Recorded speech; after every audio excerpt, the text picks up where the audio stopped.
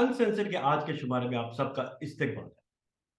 हिंदुस्तान के पड़ोसी मुल्क पाकिस्तान में हालात काफी संगीन है। माना ये जाता था कि ऐसी सूरत आने वाली है। अब वहां पे क्या सूरत बन रही है, कितनी कशीदगी है, क्या वहां पे दोबारा मार्शल लॉ लगने के इम्कान है, या डेमोक्रेसी अपनी जड़ें मजबूत कर पाएगी। इन सब पे बात करने के लिए आज हमारे साथ पाकिस्तान से जुड़ चुके हैं फारूक सुलहेरिया साहब, जो beacon house national university Lahore में असिस्टेंट प्रोफेसर हैं और इनका अपनी एक अखबार जिद्दोजहद उसको एडिट भी करते हैं। ये बड़ा हमारा एक खुशनसीबी है कि उनका भी ताल्लुक जम्मू से है, जिसके ये बहुत कम ऐसा मिलता है कि एक ही गांव एक ही शहर के दो लोग और दो अलग अलग मुल्कों में रह रहे हैं एक बॉर्डर की वजह से। फारूक साहब, आपका हमारे प्रोग्राम में आने के लिए और अपना समय देने के लिए बहुत बहुत शुक्रिया। बहुत शुक्रिया। और सबसे पहले मुझे सलाम कह लेने दीजिए तमाम अहले जम्मू को, बल्कि तमाम रियासत जम्मू कश्मीर के बहनों भाइयों को, दोस्तों को, और पूरे हिंदुस्तान को और पूरे बड़े सगीर को भी शायद। पूरे बरसगीर, पूरे जनूबी एशिया को। और उम्मीद है कि हम सब एक दिन आएगा कि एक अमन और दोस्ती की कैफियत में रह रहे होंगे। जी, फारूक साहब, आप सबसे पहले मेरा आपसे यही सवाल है कि इस वक्त जो सूरत हाल वहां पे है, वहां पे ग्राउंड पे सिचुएशन इस वक्त कैसी है? आज से 2 दिन पहले जिस दिन इमरान खान को गिरफ्तार किया गया, उस दिन तो हालात बहुत खराब थे, खासकर बड़े शहरों में। और इमरान खान की जो ज्यादा मकबूलियत है वो भी बड़े शहरों में है। कराची जो सबसे बड़ा शहर है, लाहौर जो दूसरा बड़ा शहर है, और एक तरह से पाकिस्तान का सियासी और सकाफती यानी कल्चरल सेंटर समझा जाता है। रावलपिंडी इस्लामाबाद में। इसके अलावा पिशावर में जो खैबर पख्तूनख्वा का दारुल हुकूमत है, वहाँ पर काफ़ी गड़बड़ थी। वहाँ पर कुछ अमवात भी हुई हैं। लोगों ने कुछ आर्मी की इंस्टॉलेशंस पर हमले किए, गाड़ियाँ जलाई गई। वही जो जलाओ घिराव होता है रवायती तौर पे, जिसको हम साउथ एशिया या तीसरी दुनिया के ममालिक के साथ अमूमी तौर पर जोड़ते हैं, वो दिखाई दिया। लेकिन एक चीज़ जो थोड़ी हटकर थी इस दफ़ा, वो थी कि फौज की इमलाक पर यानी इंस्टॉलेशंस पर हमले किए गए। आपका इंडियन मीडिया भी उसको काफ़ी रिपोर्ट कर रहा होगा, मैं देख नहीं पाया हूँ। 3 दिन से इंटरनेट बंद है अमूमी तौर पे बड़े शहरों में। मैं इस वक्त अपनी यूनिवर्सिटी में आया था सिर्फ इंटरनेट की खातिर। कल से हालात कुछ काबू में आ रहे हैं, हर तरफ पुलिस दिखाई दे रही है लाहौर में। इसके अलावा आज और कल सरकारी छुट्टी कर दी गई है। आज का दिन जो है 11 मई मई है, 11 और 12 को सरकारी छुट्टी कर दी गई है ताकि हालात को कंट्रोल किया जा सके। पाकिस्तान तहरीक इंसाफ जो इमरान खान की पार्टी है, उसकी तमाम मरकजी क़यादत को गिरफ्तार कर लिया गया है। इसके अलावा सिर्फ पंजाब में, सूबा पंजाब में कम अज कम 1,500 गिरफ्तारियां अमल में आई हैं। इसी तरह बाकी सूबों में भी गिरफ्तारियां की जा रही हैं। हालात को तो काबू कर लिया जाएगा, लेकिन जिस तरह के हंगामे इस दफा हुए हैं, उनकी अलामती यानी सिंबॉलिक अहमियत बहुत मुख्तलिफ है। जो हम माजी में देखते रहे हैं कि लोगों ने फौज के ऊपर हमले किए हैं, क्योंकि समझा ये जा रहा है, या इमरान खान ने जो एक डिस्कोर्स बयानिया कायम किया था वो ये था कि फौज मुझे कत्ल करना चाहती है, फौज ने मुझे अमेरिका के साथ मिलकर हटाया है। तो वो आप लोग भी अपने शायद मीडिया में सुन रहे होंगे, हमारे जो सोशल मीडिया पे मुतारिक दोस्त हैं, एक्टिव दोस्त हैं, उनसे भी आप सुन रहे होंगे। तो मुख्तसरन मैं ये कहूँगा कि काफ़ी सूरत खराब भी रही बड़े शहरों में, परेशानी बहुत थी, लोग एक दूसरे से कटे हुए थे, अभी भी कटे हुए, इंटरनेट बहाल नहीं हुआ। और थोड़ा इस दफा हटकर एक तरह से हंगामे हुए। इतने बड़े हंगामे हमने देखे थे जब बेनजीर भुट्टो साहिबा को शहीद किया गया था उस वक्त, लेकिन उसका स्केल बहुत बड़ा था। इस दफा स्केल इतना बड़ा नहीं था, लेकिन जिन टारगेट्स को हमला हमले का निशाना बनाया गया है वो काफी हटके थे। जी। फारूक साहब, जिस तरह से आपने तफसील में बताया कि वहाँ पे ग्राउंड सिचुएशन क्या है, हालांकि जब बेनजीर भुट्टो साहब की जब शहादत जब हुई थी, तालिबान ने जब उनकी असैसिनेशन की थी, तब भी इसी तरह से हंगामा वहाँ पे हुआ था। पर इस पर मैं इम्पोर्टेंट बात यह है कि ये पहली बार नहीं है कि पाकिस्तान का कोई वजीर आजम यानी कि प्राइम मिनिस्टर अरेस्ट हुआ है। पाकिस्तान की पूरी तारीख अगर पढ़ ले तो ये सिलसिलेवार बात होती रहती है। बेनज़ीर भुट्टो साहिबा को अरेस्ट किया गया, उनके वालिद जुल्फ़िकार अली भुट्टो साहब, उनको तो एग्ज़ीक्यूट भी कर दिया गया, नवाज़ शरीफ साहब को, शहबाज़ शरीफ साहब को। तो इस वक़्त इमरान खान को अरेस्ट करने के बाद इतना ज़्यादा तशद्दुद क्यों हुआ? इसकी वजूहात क्या है? अ, 2 चीज़ें हमें समझना होंगी। बेनज़ीर को या नवाज़ शरीफ को जब हुकूमत से फारिग करके घर भेजा जाता था, तो वो हल्के-फुल्के बयानात देकर पुरतशद्दुद और बहुत एग्रेसिव बयानिए की तरफ और इक़दामात की तरफ नहीं जाते थे।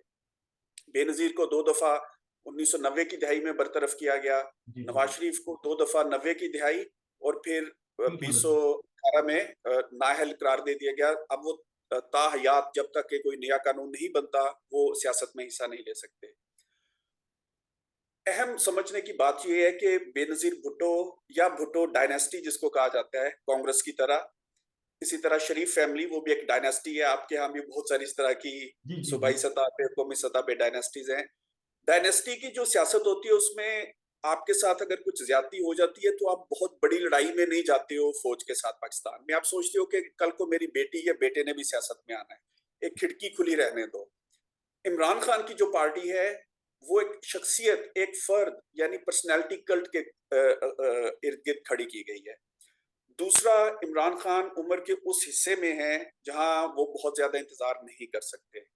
बेनजीर और नवाज शरीफ को जब हटाया गया वो तकरीबन 40 साल के थे या 40 से थोड़ा ऊपर थे, जी, जी, जी। 40 के पेटे में ये थे, 70 तो क्रॉस वो कर चुके हैं। इंतजार कर सकते थे। इमरान खान इंतजार नहीं कर सकते। कुछ उनकी शख्सियत के मसाइल भी है, लेकिन जो अहम बुनियादी बात पाकिस्तानी मीडिया में भी डिस्कस नहीं हो रही, आलमी सतह पे भी नहीं देखा जा रहा कि इमरान खान इतना डेस्परेट होकर ये क्यों कर रहे हैं। उसकी वजह ये है कि ये विरासती पार्टी नहीं है, वो हर सूरत इक़्तिदार में वापस आना चाहते हैं। दूसरा, जब इमरान खान जीते भी थे, मैंने एक मजमून लिखा था अंग्रेजी में भी कि पाकिस्तानी ट्रंप जीत गए हैं। इमरान खान की सियासत जो है, जिस तरह का उन्होंने बयानिया कायम किया है, उसमें वो मजहब को इस्तेमाल करते हैं, उसमें कौम परस्ती को, उसमें मेल शावनिज्म को, हर तरह के जो रुजती सोचें होती हैं उनको वो उन्होंने इस्तेमाल किया है और एक स्टिर अप किया है चीजों को, लोगों में इश्तियाल फैलाया है, खासकर पिछले 1 साल से। पाकिस्तान में अमेरिका के खिलाफ बहुत नफरत पाई जाती है और अमूमी तौर पर मजहबी बुनियादों पर पाई जाती है, बाकी मुस्लिम मेजॉरिटी ममालिक की तरह। पहले उन्होंने कहा मुझे अमेरिका को निकाला है, जिसपे उनको काफी हमदर्दी मिली। फिर उन्होंने कहा कि मुझे फौज ने निकाला है। उन्होंने जर्नैलों के नाम लिए और अभी भी परसों ये 3-4 दिन पहले उन्होंने एक जर्नल का नाम लिया कि ये मुझे जान से मरवाना चाहती हैं। ये बिल्कुल एक आईएसआई में जो आईएसआई सी में जी, जी, आईएसआई सी के। जी। जी, जी। वो एक बिल्कुल अनप्रेसिडेंटेड था और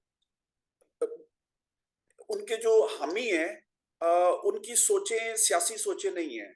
मैं तहरीक इंसाफ जिसको पीटीआई बोला जाता है उसका मुखफ़्फ़, मैं इसको कहता हूँ कि ये एक तरह से शहरी मिडिल क्लास की वो सियासी जमात है जो एंटी पॉलिटिक्स करती है। वो जमहूरियत पे यकीन नहीं रखते, वो मुकालमे पर यकीन नहीं रखते, वो सिर्फ गालम गलोच करते हैं। ये एक पुरतशद्दुद पार्टी है जिसके पास आर्म्ड विंग तो नहीं है, लेकिन जो इसके हामी हैं वो इमरान खान को कोई औतार मानते हैं और उसके लिए वो किसी भी हद तक जाने के लिए कम से कम ज़बानी कलामी तैयार हो जाते हैं।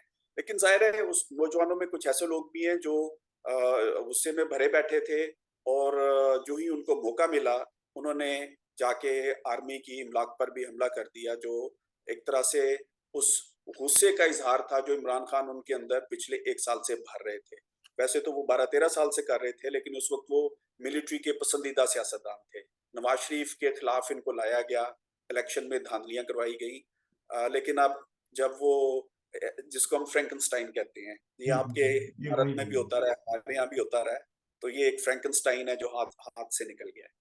जी, जिस तरह से आपने बताया कि ये एक फ्रैंकेनस्टाइन है, मैं वही आपसे ये समझना चाहता था। मुझे ये बात एक समझ में नहीं आती कि इमरान खान साहब कहते हैं सिवाय मेरे सारे चोर हैं, उनका यही बयान है। नवाज़ भी चोर है, भुट्टो भी चोर है, अब तो वो कहते हैं कि जरनैल भी चोर हैं।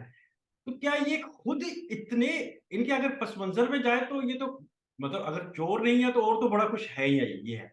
But in spite of all these things जो ये बयानियां बना रही है, फिर लोगों में इनके बीच इतनी इंटरेक्शन क्यों है? मतलब पॉपुलैरिटी तो है इन साहब की, इसमें कोई दो राय नहीं है। क्या जो इस्टेब्लिश्ड पार्टीज है ये उनका फेलियर है? क्या ये फौज का अपना फेलियर है जो इतनी स्पेस इमरान खान साहब को मिल रही है? इसके दो तीन जवाब दिए जा सकते हैं कि वो इतना मकबूल अभी तक क्यों है। पहली बात तो ये कि जब इनकी हुकूमत के आखिरी दिन थे, ये मकबूल नहीं थे। इनकी जो माशी कारकर्दगी थी, इनके जो सियासी इकदाम थे, मुखालफों को जेलों में डाला जा रहा था। खासकर हमारे यहाँ एक पश्तून तहफ़्फ़ुज़ मूवमेंट के नाम से पीटीएम। खैबर पख्तूनख्वा पीटीएम एक तहरीक बनी। उसके एक जलसे पर इनके दौरे हुकूमत में फौज ने बराह रास्त फायरिंग की और दर्जन से ज्यादा लोग उसमें शहीद हो गए।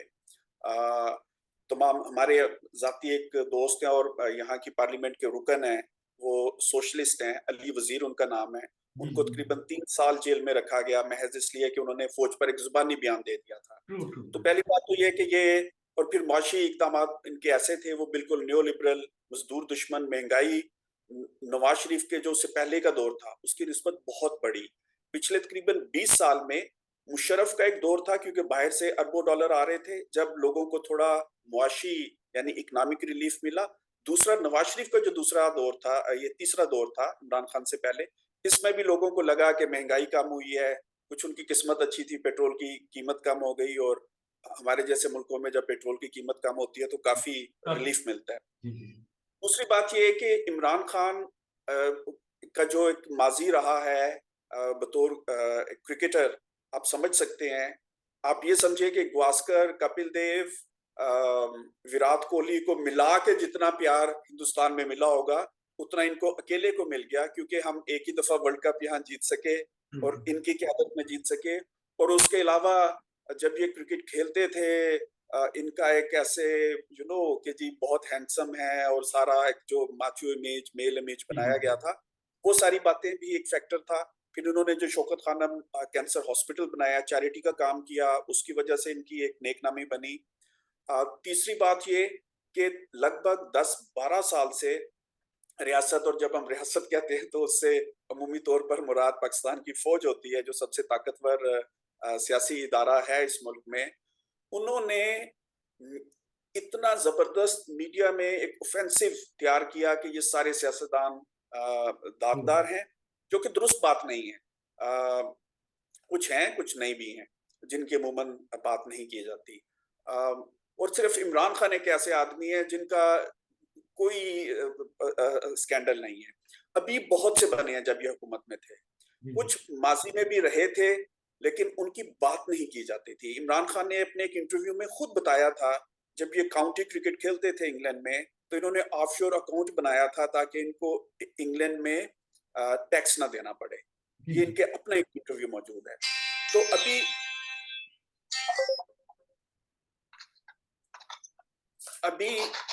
अ, जो है वो इनके ऊपर चलेगा मुकदमा, इनकी करैक्टर असैसिनेशन होगी तो शायद सूरत हाल बदले। लेकिन सबसे ज्यादा अहम बात जो मैं करना चाहता हूँ इनकी मसले को समझने के लिए, वो ये है कि जिन हलकों में खासकर ताजर तबका है, कारोबारी लोग हैं, बहुत ज्यादा फौज के अपने लोग हैं, खासकर जो रिटायर्ड हैं, ऑफिसर तबका, प्रोफेशनल्स, डॉक्टर्स, इंजीनियर्स, जिनमें इनकी हमायत मौजूद है, वो इसलिए मौजूद है कि वो सारे खुद भी छोटे छोटे इमरान खान हैं। वो समझते हैं कि हम क्लीन हैं, लेकिन अपने घर में जो डोमेस्टिक लेबर है उसको पाकिस्तानी कानून के मुताबिक मिनिमम वेज नहीं देते। वो अपनी फैक्ट्री में मजदूरों को ट्रेड यूनियन नहीं बनाने देते और कानून के मुताबिक मिनिमम वेज तक नहीं देते। वो तमाम मुतजादात का मजमुआ है जिसका इमरान खान खुद है। ये इस्लाम की बात करते हैं, लेकिन मैं किसी के जाती मामलात में नहीं जाना चाहता, लेकिन जितना ये इस्लाम का इस्तेमाल करते हैं, अगर उसके मुताबिक इनकी जिंदगी देखी जाए तो आप इंडिया वाले भी जानते हैं, हम भी जानते हैं। बहुत सी खवातीन इनकी हामी हैं।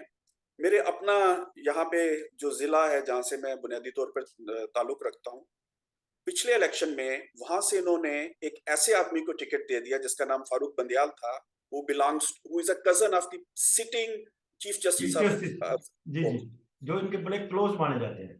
जी, फारूक बंदियाल और उनके दोस्त, वो एक बद पाकिस्तान की तारीख का सबसे बड़ा जो रेप स्कैंडल था, उसमें मुलविस था। वो पाकिस्तान का बदनाम तरीन रेपिस्ट था। ये वाकया 1977-78 में हुआ था। हमारी एक बहुत बड़ी एक्ट्रेस थी, फिल्म इंडस्ट्री उस वक्त काफी बड़ी थी पाकिस्तान की, ये 10 बड़ी फिल्म इंडस्ट्रीज में आती थी, शबनम उनका नाम है, अभी तक जिंदा है, वो बहुत बूढ़ी जी हो जी। चुकी हैं। उनके घर में इस गैंग ने रेप किया था। इमरान खान ने उनको पार्टी में शामिल किया और उनको पार्टी का टिकट भी दिया था। फिर शोर मचा तो वो शायद टिकट वापस ले लिया गया। अब वो कहते हैं हमने टिकट दिया नहीं था, लेकिन उनकी तस्वीर मौजूद है कि इमरान खान और वो दोनों शायद एक ही उम्र के होंगे। तो ये नहीं हो सकता कि इमरान खान जो है, उस वक्त इनकी उम्र 28-27 साल होगी कि उनको इस वाक्य का नहीं पता था। इस वाक्य ने पाकिस्तान को हिला के रख दिया था। उस वक्त मौजूदा चीफ जस्टिस के वालिद जियाउल हक के सेक्रेटरी थे, वो ब्यूरोक्रेट थे, टॉप ब्यूरोक्रेट थे, बहुत करीब थे। बाकी जो लड़के थे वो भी बहुत अमीर घरों से थे, तो वो उनकी सजाएं माफ कर दी गई थी। तो ये इस तरह के तजादात जो हैं, जो इमरान खान में पाए जाते हैं, उस वही तजादात इसकी फॉलोइंग में भी पाए जाते हैं। उनको लगता है कि आप कोई भी जुर्म कर लें, आप कोई भी हरकत कर लें, उसके बाद तस्बीह फेरें, मजहब का इस्तेमाल करें, थोड़ी सी अमेरिकी दुश्मनी का इस्तेमाल करें, तो सारा आप दूध के धुले हो जाते हैं। ये एक और जवाब है जो मेरे ख्याल से आपके सवाल के जवाब में दिया जा सकता है। फारूक साहब, जिस तरह से आपने कहा, जो मैं समझ पाता हूँ, इमरान खान साहब का जो बयानिया और जो उनकी पर्सनैलिटी है, वो उस चीज़ों को रिफ्लेक्ट करती है, उसकी तर्जुमानी करती है, जो पाकिस्तान, ज़्यादातर तो बरसगीर पर, पाकिस्तान में खसूसी तौर पर जो टेंडेंसीज अपने आप की जड़ें बना चुकी हैं, जिसमें एक रेडिकलाइजेशन है, मेल शोविनिज्म है, फ्यूडलिज्म है, अशराफिया का बड़ा रोल है, और लोग उनको फॉलो करते हैं। ये एक एक जो कुंबा जो बना है, उसकी तर्जुमानी इमरान खान साहब करते हैं, इसके कारण उनकी फॉलोइंग हो सकती है। पर एक बात आपने कही, इंपॉर्टेंट बात है कि इनको जमहूरियत में उतना यकीन नहीं है जितना जो, अगर इस्टेब्लिश पार्टीज जो है, अगर उनका हवाले से बात किया जाए, शरीफ फैमिली हो, भुट्टो फैमिली हो, या पीडीएम की जो आपने बात, पीटीएम की जो बात करी, उनका जमहूरियत में इतना अपना उनके पर विश्वास है, इमरान खान साहब की पार्टी का उतना नहीं है, जो मेरी समझ में आता है। पर अब एक इम्पोर्टेंट बात ये आ रही है, जो क्योंकि प्रोग्राम के आखिरी लम्हों में आप पहुंच रहे हैं, इन्होंने डायरेक्ट अटैक फौज पे कर दिया है, जो अभी तक पाकिस्तान की सियासत में नहीं हुआ था। फौज क्या स्कम पर करेगी इनके अटैक के आगे, या फौज फिर रीग्रुप करेगी अपने आप को, इनको क्रश करेगी? तो ऐसी सूरत में पाकिस्तान की सूरत क्या बनेगी? पहली बात, मैं थोड़ा सा इख्तिलाफ करूंगा कि ये पहली दफा हुआ है, ऐसा नहीं हुआ।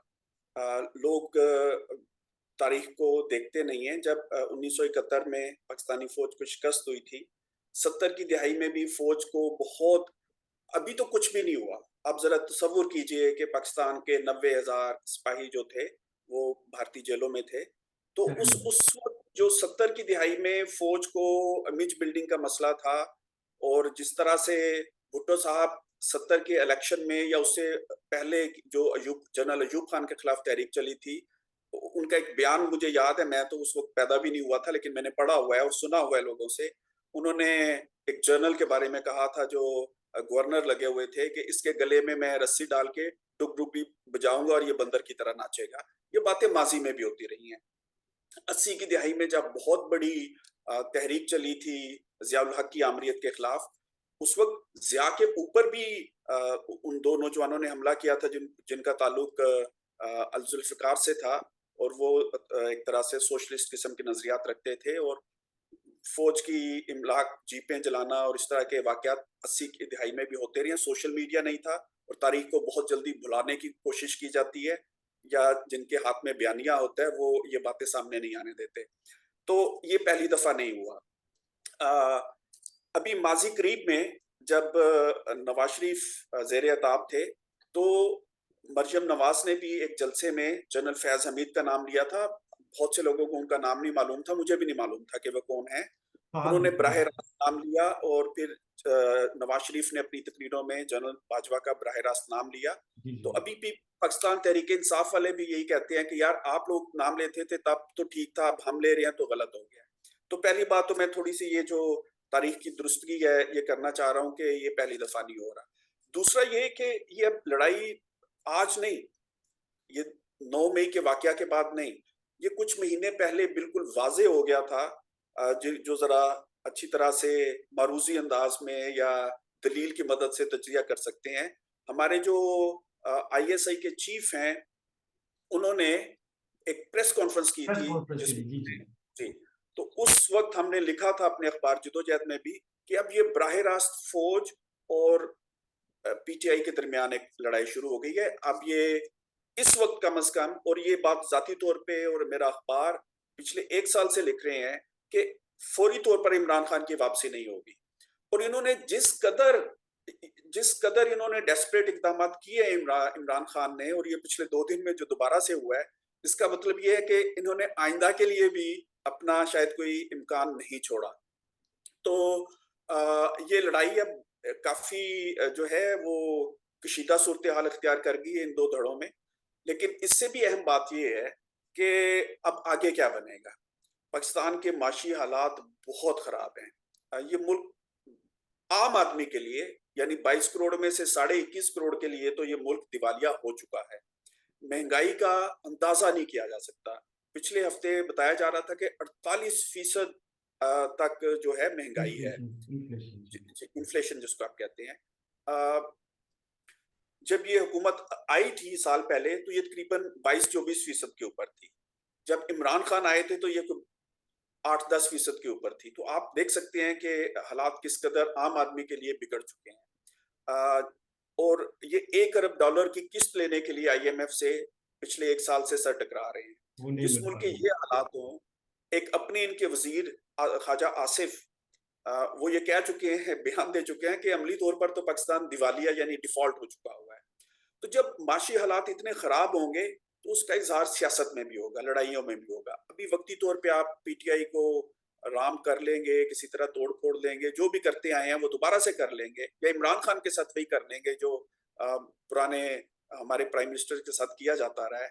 मसाइल हल नहीं हो पाएँगे, क्योंकि मसाइल जो हैं वो मुआशी हैं, और उसके अलावा ख़ारिजा पॉलिसी के मसाइल हैं। अभी बिलावल आपके यहाँ आए हुए थे, आपने देखा होगा किस तरह के हालात इनके अपने पड़ोसियों के साथ भी चल रहे हैं। उसपे सिर्फ पाकिस्तान को शायद मुर्द इल्ज़ाम नहीं ठहराया जा मैं सकता, समझ गया, लेकिन समझ। भारत से ज़्यादा अहम चीन, अमेरिका, यूरोपीय यूनियन है पाकिस्तान के लिए, जिनके ऊपर इनका सारा इन्हिसार होता है हर तरह का। उनके साथ भी इनके मामलात ठीक नहीं है, क्योंकि बिलावल ने वापस आके, आपने शायद देखा हो या आपकी मीडिया में रिपोर्ट हुआ हो कि तालिबान के वज़ीर ख़ारिजा मुल्ला मुत्तकी यहाँ मिलने पे गए आए थे, हुए मिलने गए थे, जी और जी। आप उनके साथ वॉक कर रहे थे। कुछ साल पहले आप कहते थे ये मेरी माँ के कातिल हैं, कातिल है, आज जी आप जी। उनके साथ वॉक कर रहे हैं। तो ये भारत को दिखाने के लिए तो नहीं था, ये तो अमेरिका को या शायद यूरोप को दिखाने के लिए था कि अगर हमारी बात चाइना के नहीं मानी साथ वो थी, जाए चाइना के कैसे। साथ वज़ीर के साथ वो फ़ोटो थी। जी, जी। या जी। जी, तो फारूक तो साहब, मैं सॉरी टू इंटरप्ट यू, क्योंकि last minute of the programme है, क्योंकि हंगामी सूरत में ये प्रोग्राम हुआ, तो thanks a lot for giving your time. तो अब मैं आपसे ये समझना चाहता हूँ, जो मेरे को आपकी बातों से जो आइडिया लगा कि एक डेस्परेट मेजर है इमरान खान साहब का, क्योंकि उनको लगता है समय उनके साथ नहीं है, और ये एक शख्सियत के ऊपर मजबूरी जमात है। इसका आगे मुस्तकबिल क्या है ये अभी समझ में नहीं आता, वो आगे की थोड़ी है। पर ऐसा लगता है कि उन्होंने एक यॉर्कर मारने की कोशिश तो की थी आखिरी बॉल पे, पर वो कहीं छक्का ना मार दे फौज, मुझे तो वो उसके इम्कान ज्यादा लग रहे हैं। तो ऐसा मेरा ख्याल है। आगे आगे वाला सब ऊपर वाला जानता है कि क्या छक्का बजेगा या क्लीन बोल्ड होगी, फौज फौज ऐसी होती दिखती नजर आती नहीं है। तो आखिरी आपका जो टेक अवे क्या रहेगा, कि क्या यहाँ से पाकिस्तान की सियासत में, खुसूसी तौर पर वहाँ की जमहूरियत में, कोई नया टर्न आएगा, या फिर एक बार फौज की बालादस्ती रहेगी पाकिस्तानी हुकूमत पर? बदकिस्मती से पाकिस्तान की तारीख ये रही है कि हर बहरान के बाद, यानी फौज को जब बहरान आता है, तो उसके बाद वो एक military manages to stage a comeback. उसकी एक बड़ी वजह ये है कि जो हमारी सियासी एलीट है, वो आपस में आज तक, जिसको एलीट कंसेंसस कहते हैं, वो इत्तेफाक राय नहीं कर सके आपस में। पाकिस्तान में एक बेहतरीन चांस मिला था भुट्टो को कि वो पाकिस्तान में फौज की ताकत को, सियासी ताकत को कम कर देते। लेकिन भुट्टो के लेफ्ट की तरफ उस वक्त नैप और सेकुलर सोशलिस्ट कुव्वतें खड़ी थी, भुट्टो उनसे डरते थे।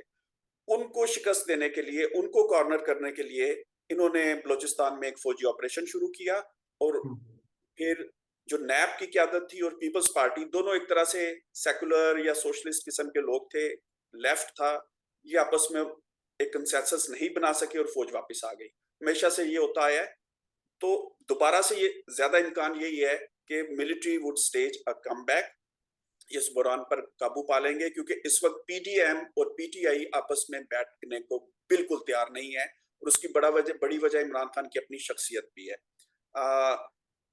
दूसरी बात मैं ये कहना चाहूँगा कि पाकिस्तान में पिछले 4-5 साल से जमहूरियत बहुत कमज़ोर हुई है। इसको तो अभी जमहूरियत कहा भी नहीं जा सकता। हम जब इमरान खान की हुकूमत आई थी, तब से ये कह रहे हैं कि ये हाइब्रिड रजीम है। इन्होंने सामने एक सिविलियन सेटअप रखा हुआ है, लेकिन पीछे सारे फैसले जो हैं, वो फ़ौज करती है कि हाइब्रिड रजीम है। यहाँ पर ये कहा जा रहा है। तो फ़िलहाल तो जमहूरियत मज़बूत होती दिखाई नहीं देती और जैसा मैंने कहा मुआशी बहरान भी इतना बड़ा है, तो जब इतना बड़ा मुआशी बहरान होगा, तो ये जमहूरियत के लिए भी अच्छा नहीं है। हुकूमत जब लोगों को कोई रिलीफ़ नहीं दे पाएगी, तो वो फिर बहुत जल्दी से गैर मकबूल हो जाएगी। नवाज़ शरीफ बिलाशुबा पंजाब में बिलख़ुसूस और पाकिस्तान के कुछ दीगर हिस्सों में बहुत मकबूल थे। लेकिन जो ही इनकी हुकूमत ने आके महँगाई बढ़ाई है, तो 2-3 महीने में ये अपनी मकबूलियत खो चुके थे और ये अब इलेक्शन में मुँह दिखाने के काबिल नहीं रहे। यही वजह है कि इमरान खान बहुत ज़्यादा दोबारा से मकबूल हो गए क्योंकि वो लग रहा था कि वो उनके साथ वाक़ई ज़्यादती हुई है और वो एक बयानिया बनाने में कामयाब रहे। लेकिन उसकी बड़ी वजह मुआशी थी, जब ये हुकूमत कोई रिलीफ़ नहीं दे सकी। जी, फारूक साहब जैसे आपने पूरे डिटेल में तफ़सील में बताया कि क्या वजूहात हैं, इनकी पॉपुलैरिटी क्यों है, क्या वहाँ पे कशीदगी किस तरह की है, क्या सूरत उभरते नज़र आती है। पर जिस तरह से आपका कहना है कि ऐसी कोई सूरत नज़र नहीं आती कि सियासी जमातें अपनी जड़ें मजबूत कर पाएँगी, फ़ौज की बालादस्ती रहेगी, unfortunately but that's a fact. पर क्या इमरान खान साहब इससे आगे अपनी लंबी इनिंग खेल पाएँगे या नहीं, ये आने वाले समय बताएगा। पर एक अनफॉर्चुनेट बात ये है कि ये क्राइसिस उस समय पे आया जब पाकिस्तान ऑलरेडी कई मुहाज़ उसके खुल चुके थे, अनकंफर्टेबलनेस के जिसमें इकोनॉमिक था, सिक्योरिटी था, तालिबान का इश्यू था, टीटीपी का इश्यू था। अब तो ये पॉलिटिकल क्राइसिस इस तरह से हो रहा है कि हो सकता है कि कहीं सिविल वॉर के इम्कानात नज़र आ रहे हैं, पर ऐसा होगा नहीं। बट शेड्स उसने थोड़ी स्प्रिंकलिंग ज़रूरी की है, जो होनी नहीं चाहिए थी इस मौके पर। फारूक साहब आपने अपना कीमती समय लिया, कीमती वक़्त दिया, बहुत-बहुत आपका शुक्रिया। आपसे फिर रुजू करेंगे इस मौज़ू पे बात करने के लिए, तब तक हमें इजाज़त दीजिए। बहुत-बहुत शुक्रिया।